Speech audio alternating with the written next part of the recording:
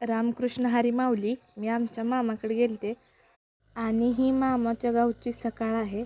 सूर्य अजून झाडांच्या मागून बाहेर पण आला नाही बघा.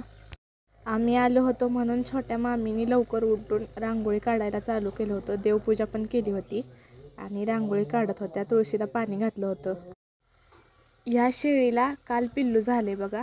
पिल्लू किती लहान आहे तरी पण उठून उभा राहिले. ते किती छान दिसतंय ते पिल्लू. आणि मामाची छोटी मुलगी दिवसभर त्या पिल्लालाच खेळत बसते, त्याला सोडतच नाही. आणि ह्या पिल्लाला थोड्या वेळच बाहेर सोडतात, नंतर जाळीमध्ये कोंडून टाकतात, कारण इथं कुत्री फिरतात सारखी. आणि हा सूर्य झाडामागून वर आलाय बघा, पूर्ण दिसतोय आता. सगळ्यांची कामाची गडबड चालू होती बघा. मोठ्या मामी गायची धार काढतायत. सगळ्यांचं काहीतरी काम चालू होतं.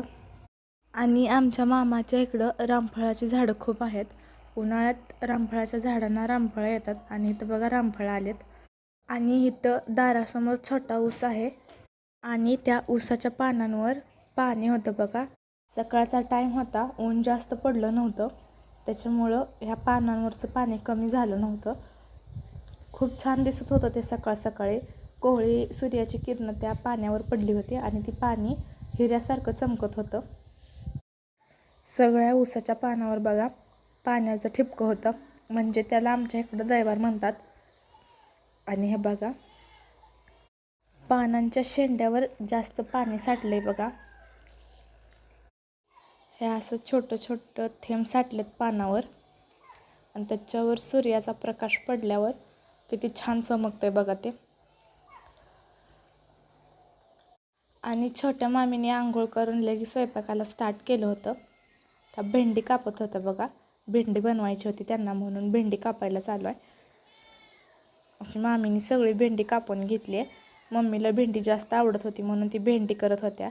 आणि आजी लाईट आली होती म्हणून पाणी भरून घेत होती. असं गावाकडं पाणी भरून ठेवावं लागतं. अचानक जर लाईट गेली तर नंतर पाणी राहत नाही. आणि नंतर छोट्या मामीने लगेच भाकरी बनवायला चालू केली होती. बाजरीची भाकरी आहे बघा. हिला मी काळी भाकरी असं म्हणते. आणि मामी त्याच्यावर तीळ टाकून भाकरी बनवत होत्या. तीळ टाकून ही भाकरी खूप भारी लागते. आणि अशा मामी ही भाकरी बनवत होत्या. अशी ही काळी भाकरी म्हणजे बाजरीची भाकरी आणि शेंगाची चटणी खूप छान लागते खायला. आम्ही मामीकडे गेल्यावर मामी अशाच भाकरी करतात. भाकरी बनवून झाल्यावर मामीने वरण केलं होतं, भात बनवून ठेवला होता आणि नंतर भेंडी पण बनवली होती.